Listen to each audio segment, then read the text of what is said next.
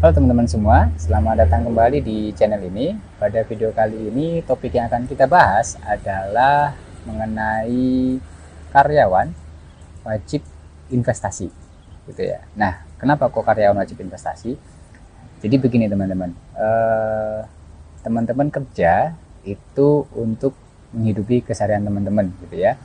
Dan lalu teman-teman juga bekerja mungkin untuk menabung, untuk menyekolahkan anaknya teman-teman.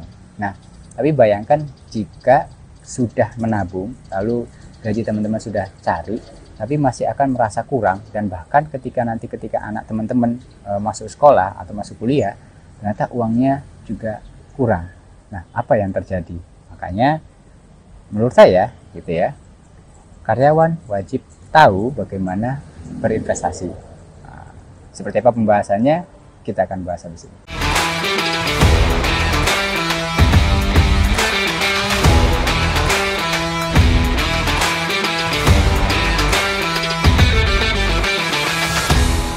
Oke, kita akan membahas kenapa karyawan wajib tahu akan investasi. Jadi begini teman-teman, teman-teman kalau kita ngomong gaji dan ekonomi gitu ya, pendapatan, pengeluaran dan sebagainya, itu ada hubungannya dengan bagaimana seberapa besar pendapatannya teman-teman dibandingkan pengeluaran. Nah, sedangkan pendapatan teman-teman dibandingkan pengeluaran, perkembangannya nih kalau kita lihat akan lebih banyak pengeluarannya daripada pendapatannya. Kok bisa gitu kan?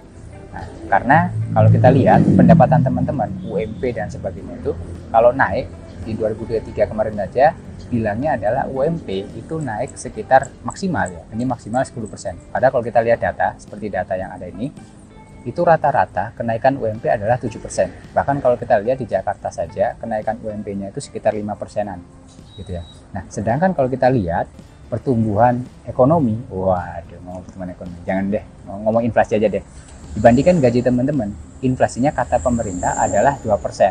Berarti kan ketika teman-teman gajinya naik di atas ya 5%-an, sedangkan inflasi itu adalah kenaikan harga-harga pangan ya, harga-harga pokok, pokoknya kenaikan semuanya gitu ya, kenaikan harga-harga komoditas dan sebagainya itu 2%-an, rata-rata 2-3% gitu ya, karena per tahun itu kan ada tiap bulan ada naik turunnya. Nah, rata-rata di 2023 kemarin kalau nggak salah 2%-an lah, 2, berapa gitu. Nah, kalau dibilang sebenarnya kan gaji teman-teman naiknya lebih tinggi daripada inflasi, jadi harusnya ada uang lebih di sini yang bisa ditabung.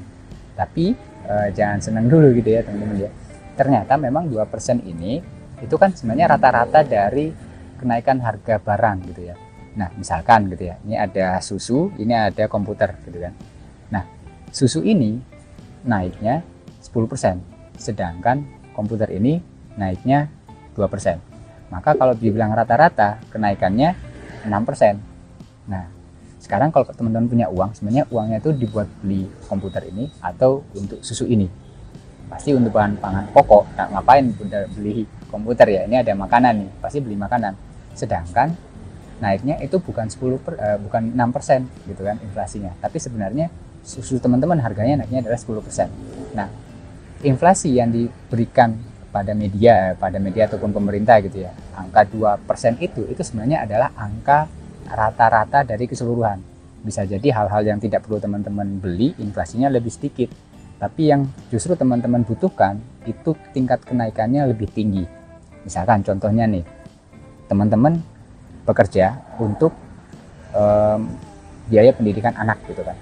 Padahal kalau teman-teman lihat biaya pendidikan kampus saja deh ya, yang paling ada datanya itu tiap tahun itu naiknya 10-15%. Kaget. Nah, mungkin dari TK sampai kuliah juga ya, ini ada datanya, jadi itu 10-15%. Sedangkan kenaikan gaji teman-teman pada 2023 aja UMP-nya Jakarta 5% gitu kan. Nah, kalau misalkan teman-teman nabung 5%, tahun depan lagi cuma naik 5% lagi. Sedangkan biaya pendidikannya itu sudah naik 15% lagi gitu kan. Jadi ketika teman-teman nabung, uangnya nggak kepake juga untuk biaya pendidikan. Ada ilustrasinya itu ya, ada tahun segini, ini ada datanya di beberapa universitas di tahun berapa itu angkanya sudah sangat fantastis untuk biaya masuk kuliahnya, biaya semesternya gitu ya. Nah, itu adalah biaya pendidikan. Padahal kalau teman-teman bilang juga kita kerja untuk makan, untuk kebutuhan sehari-hari seperti listrik dan sebagainya. Nah, untuk makan saja di Indonesia kan makannya rata-rata beras ya. Nah, beras itu sudah naik sekitar 20%. Ada beritanya juga. Lalu listrik ini juga naiknya sekitar 17%. Lalu kalau teman-teman bilang naik UMP itu 5% atau paling pol aja deh, tadi bilang kan UMP 2023 itu naiknya maksimal 10%. Nah, 10% aja itu sudah nanti akan berkurang, udah minus 7% untuk bayar listrik teman-teman. Lalu udah minus 5% untuk biaya pendidikan nantinya. Lalu sudah minus 10% juga untuk beli beras, karena beras naiknya udah 20%. Nah, ini rata-rata memang trennya akan naik. Belum kita ngomongin harga BBM juga, ini ada grafiknya juga harga BBM, di mana teman-teman pasti butuh bensin untuk berangkat kerja.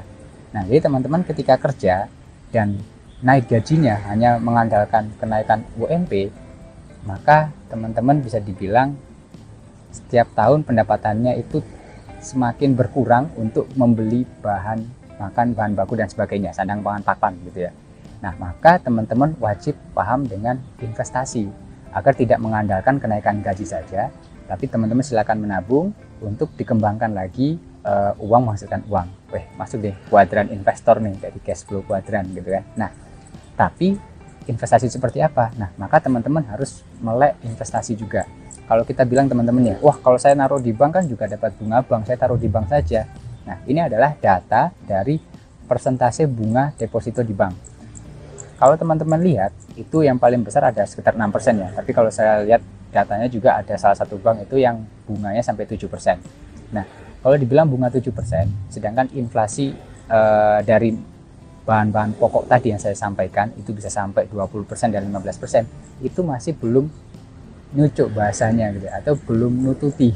Jadi teman-teman sudah nabung di deposito, itu masih kepotong gitu ya oleh biaya tadi ya, ada biaya pajak gitu kan, deposito nanti kena pajak pajak dari deposito ya. Lalu teman-teman ingin mengambil hasil depositonya tadi untuk membiayai anak teman-teman kuliah atau sekolah dan sebagainya, ketika ditarik ternyata uangnya juga tetap masih kurang karena pertumbuhan dari tabungan teman-teman dibandingkan dengan kenaikan harga dari biaya pendidikan itu lebih tinggi kenaikan harga biaya pendidikan. Nah, maka saran dari konten ini adalah teman-teman harus melek investasi.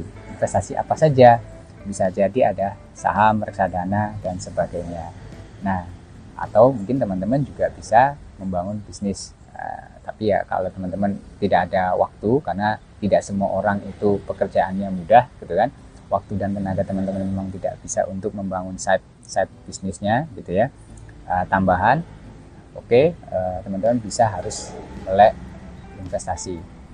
Lalu apa aja investasinya? Mungkin akan ada konten tersendiri yang membahas mengenai instrumen investasi, bisa jadi emas dan macam-macam, saham dan sebagainya. Dan kalau teman-teman ingin berdiskusi atau ingin mencurahkan ceritanya, bisa teman-teman komen di kolom komentar agar cerita teman-teman bisa ikut menginspirasi bagi para pemirsa yang lain.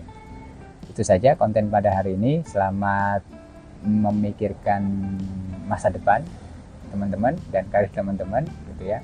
Sampai jumpa di video-video berikutnya.